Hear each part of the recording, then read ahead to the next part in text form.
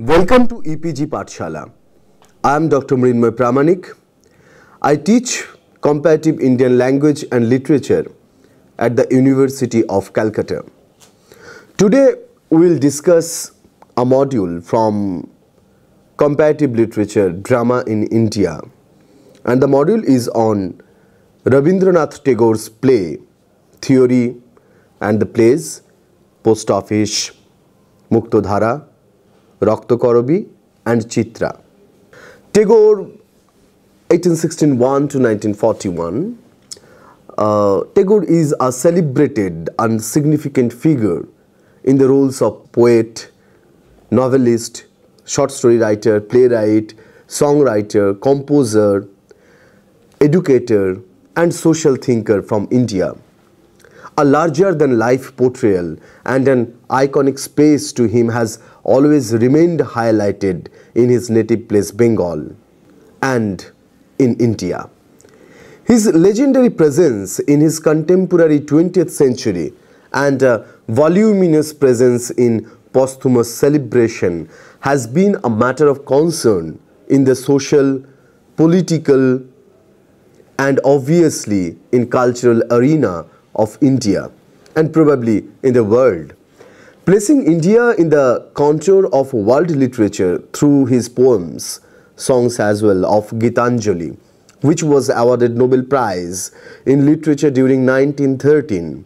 Tagore became indispensable in terms of defining the aesthetic and the nuances of Indian writing.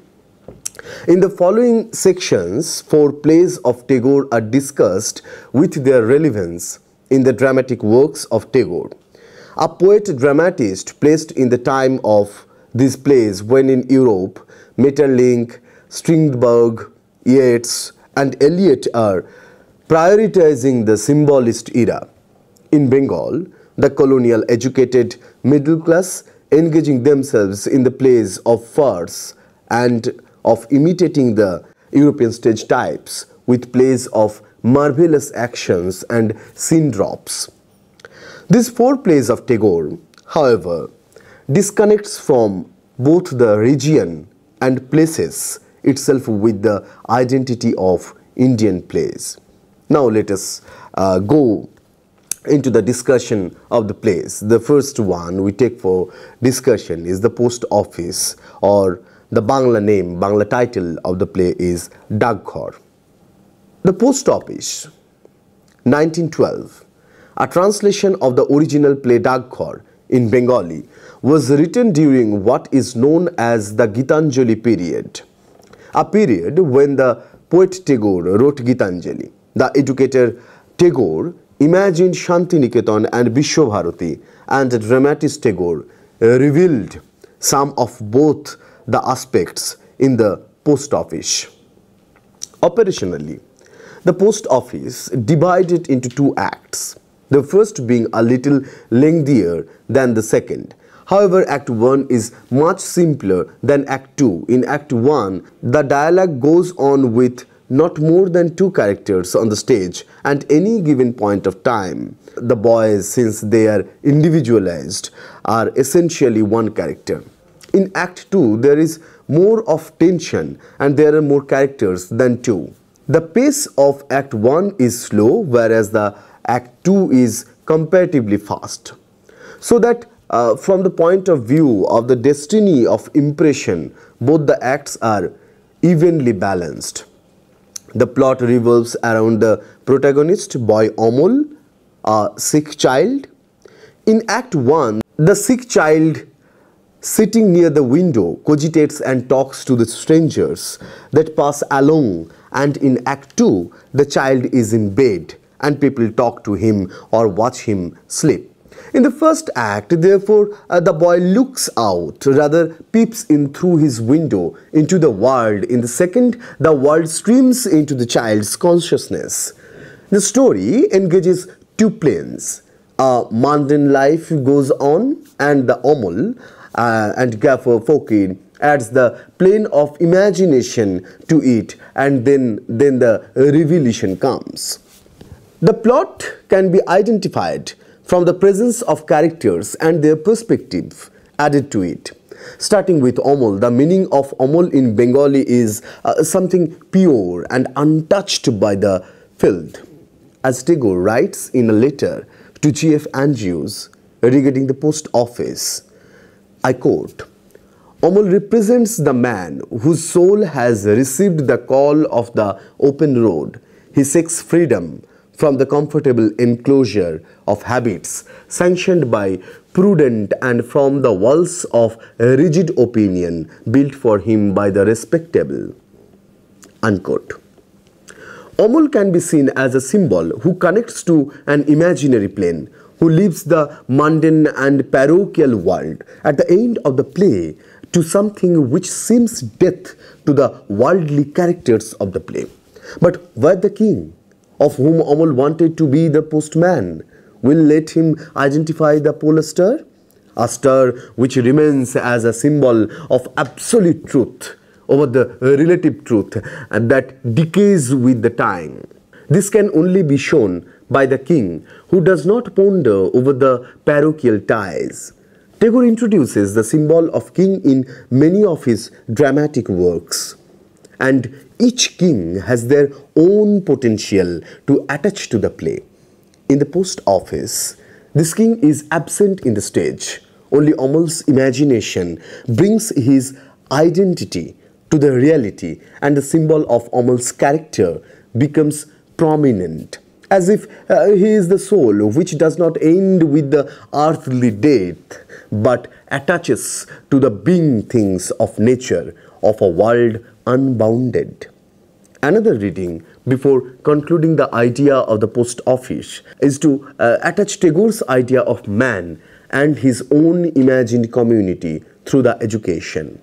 The colonial past and its effect in the feudal mind, sets of his nation have been allegorically dealt in many of his works. Now, the next play, Chitra. Let us talk about Chitra's plot, deviation from myth, and other aspects too. Tagore's poetic play, Chitrangada, which was published in 1892 after the translation into English as Chitra for the English stage with elaborate stage instruction, got published as Chitra 1914 without the stage directions, finally reworking it into a dance drama in 1935. A poet dramatist like Tagore, working on a piece of work for long 40 years in different forms, certainly needs attention as a work of Indian literature as the literary and collective angles evolved over this period. Based on the Mahabharata legend of Chitrangada and Arjun, the play is interspersed into 9 balanced scenes, where godly characters of Madana, the god of love, and Vasanta, the god of season, are present in 4 scenes, and alternatingly in all other scenes the 2 characters, Chitra and Arjun, are depicted as the storyline builds up and finally with a climax. The scenes are arranged in a fashion where Arjuna comes to Manipur and meets Chitra, daughter of Chitravahana, the king, a princess who is brought up by her father in a way so that she can perform the works with masculine identifier, is defined as Kurupa or the ugly. When she desires Arjuna and gets refused with the boons of Madana and Vasanta, she gets a feminine outlook.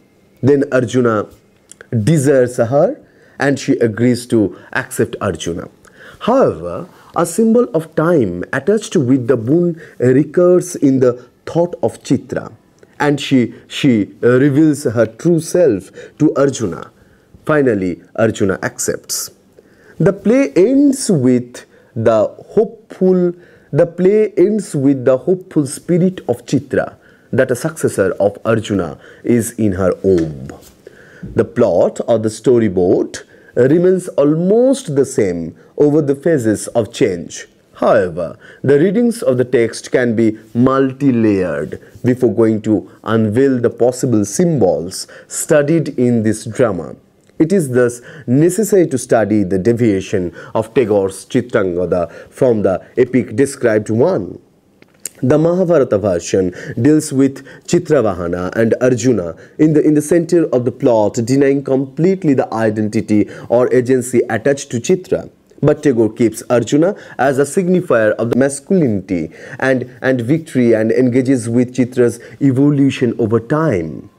Therefore, even though the cult value is lost, it enables Tagore to describe the myth in the modern narrative.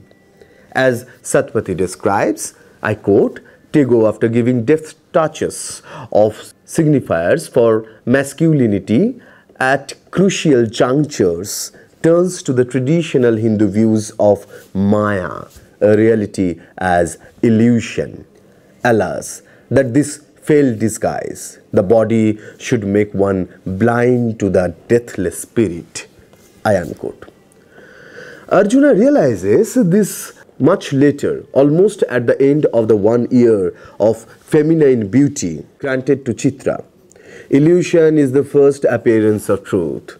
The shift from the text of Mahabharata is important, as the figure of Arjuna remains in the mind of a reader as a symbol of success, but that successful man is somehow lost in the woe of celibacy and will be traced back to life by a woman, Chitrangada.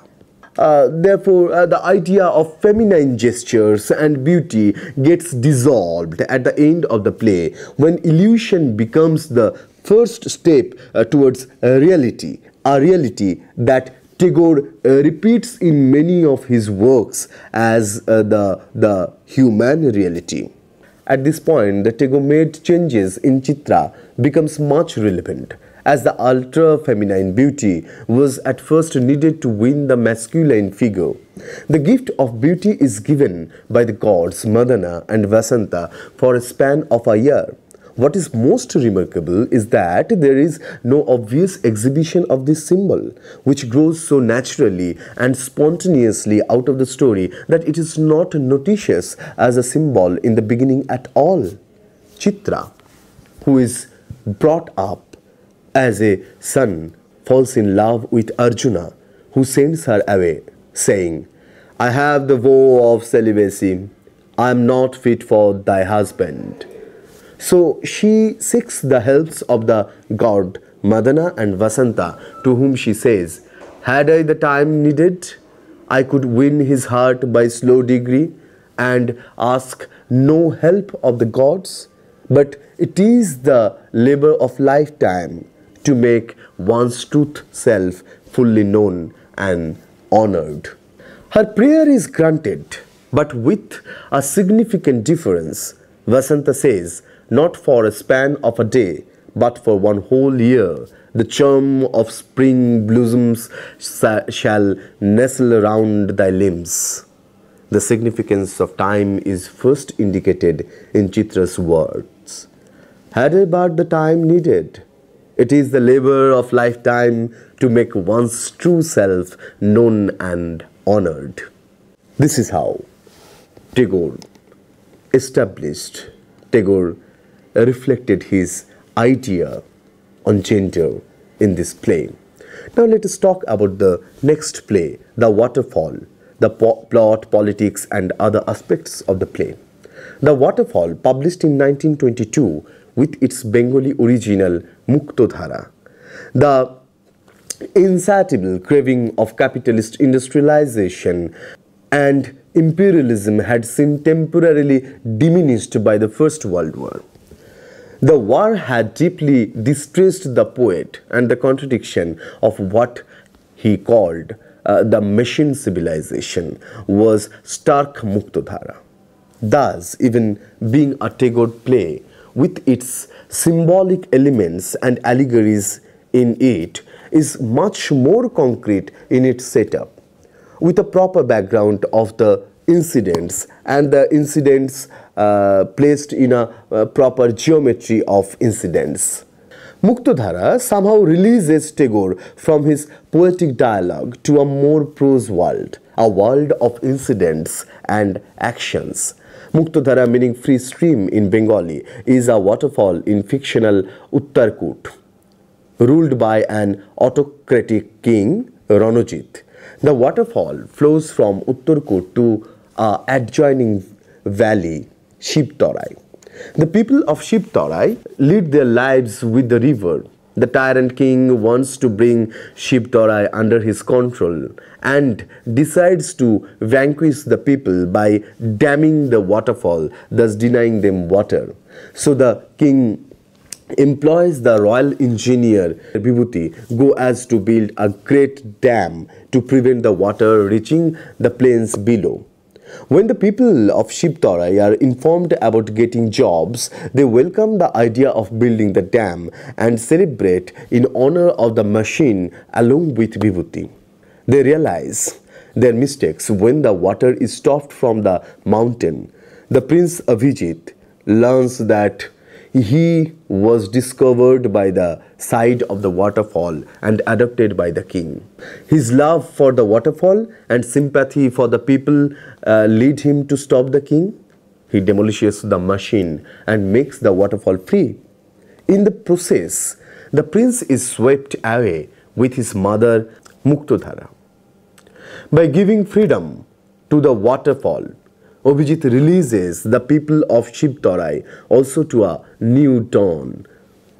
The play has significant names of the places of the characters attached with the Hindu mythology of India. Shiva, being the god of both creation and destruction, becomes important figure in this play. Firstly, with the temple of Vairab, who destroys all evils. The devotees describe as a lord of terror, as a wreaker of wrath and a conqueror of evil. Vairab represents within his body the eternal peace of Shiva, his spirit of renunciation, and simultaneously remind us of the destructive powers. Then the place Shivtarai becomes important. As ruled by the rulers of Uttarkot, Tarai is a place which means it is situated in the foothills of a mountain. Therefore, it suddenly reminds of the geographic location of India and then remains the name of the character. Ron in Bengali refers to war. An autocratic king who owns wars is termed as Ranojit, and Vibhuti means a state of mind or salvation which is arrived through celibacy. Therefore, the autocratic king and the inhuman scientist attached with the making of the dam reveals the underlying imperial grab in India, where there is a resolution comes from a person named Abhijit relating to the Vedantic idea of fearless and thus dissociated from the heritable background of Ranojit. Thus Muktodhara layered in the mythological attributes with the purpose of exposing the reality, engages with symbols in different planes. Now, let us talk about Tagore's one of the most celebrated play, most celebrated drama, that is Red Oleanders.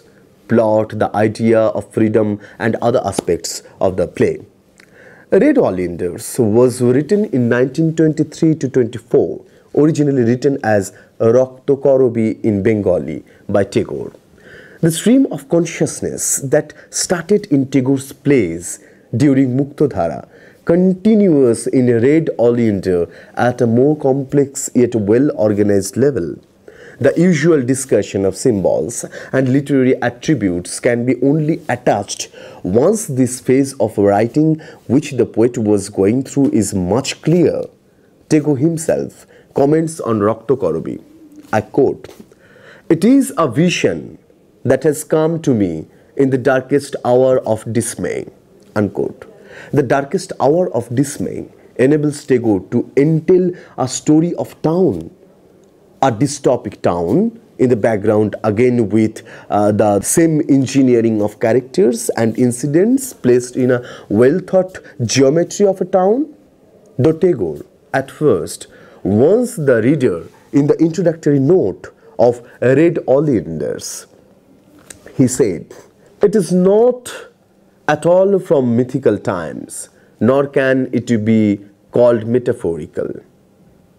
Then when the reader thinks of a real incident may have induced the dramatist, Tagore assumes that the version of truth is the poet's version of truth.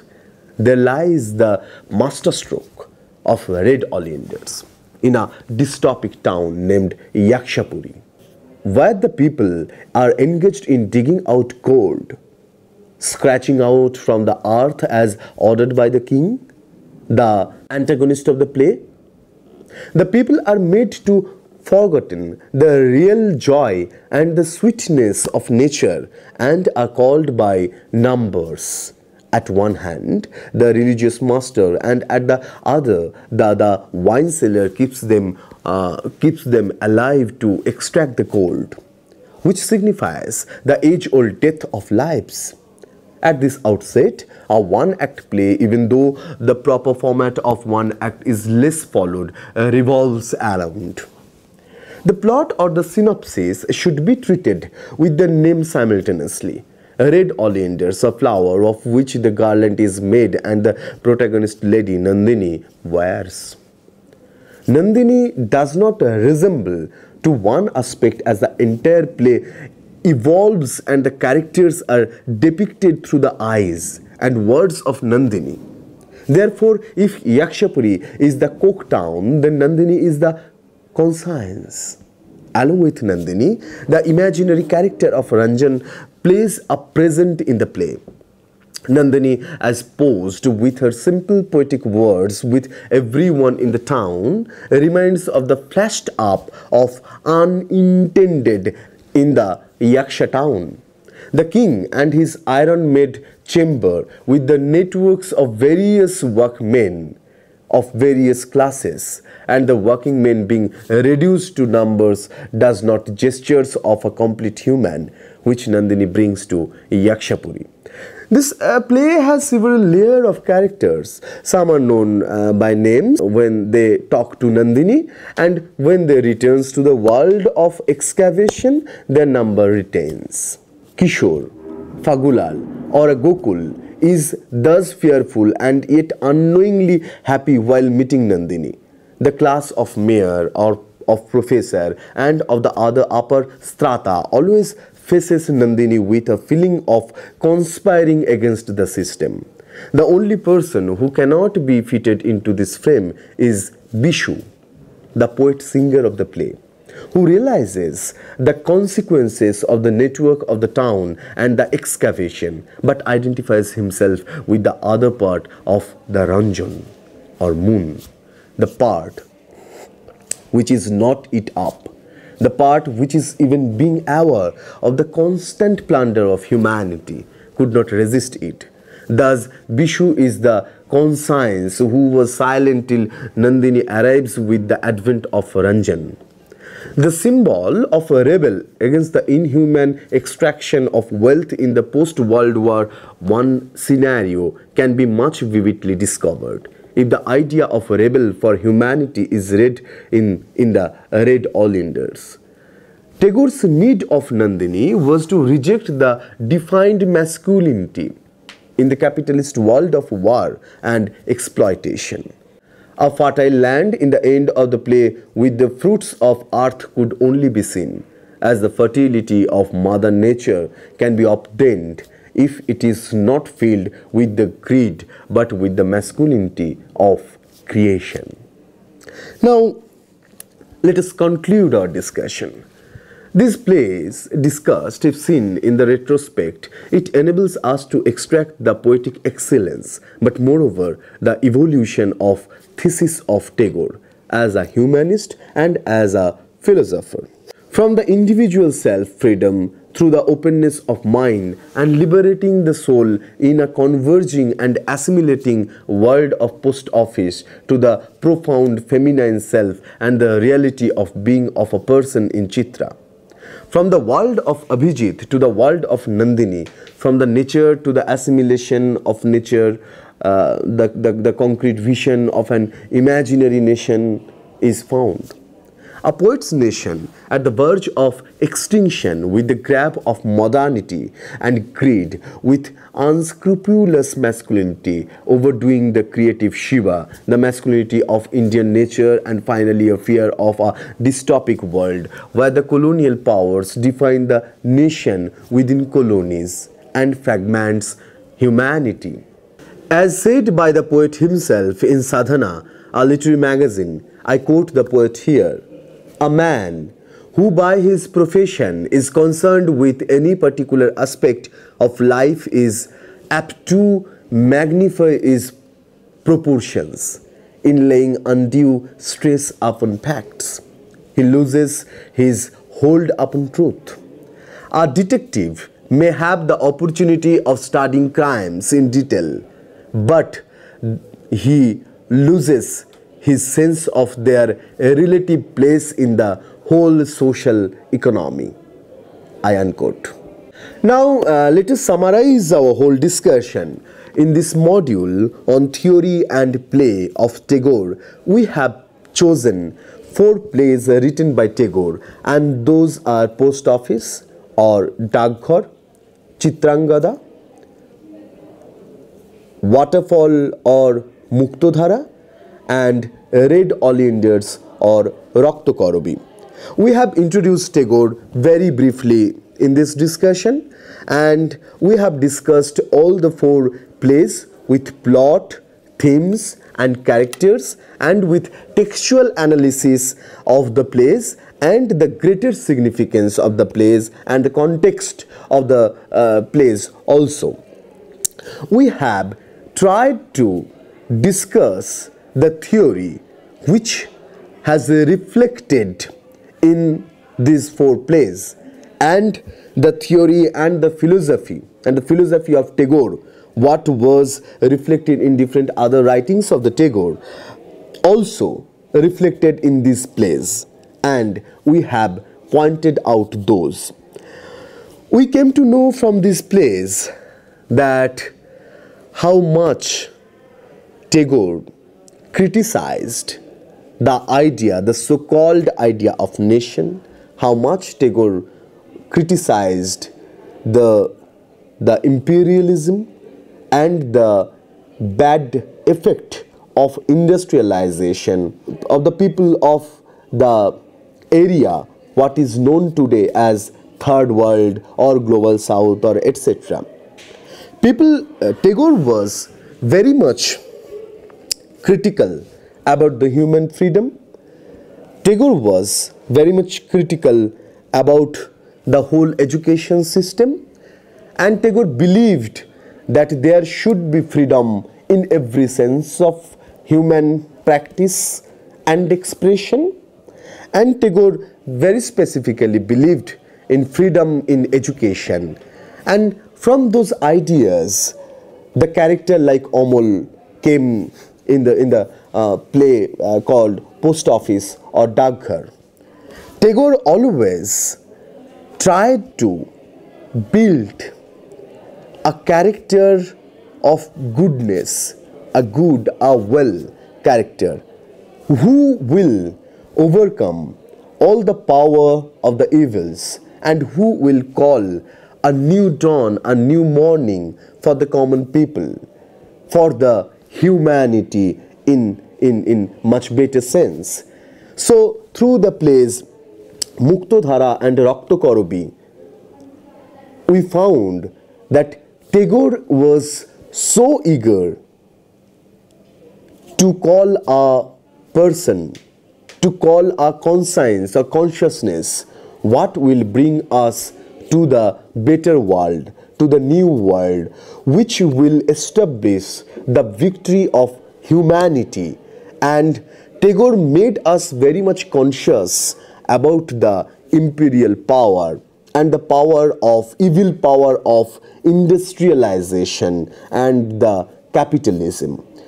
In the play Chitrangada or in Chitra, Tagore was very much critical about gender hierarchy. Tagore was very much critical about the gender biasness, and Tagore tried to transcend all the minority feeling from the gender perspective in this play, and he suggested a new reading of our society, what tries to make differences, what tries to marginalize a certain kind of gender identity. So through all these plays, we came to know about all these critical issues, theory and philosophy of mind and victory of humanity, what Tagore wanted, what Tagore practiced, and what Tagore imagined for.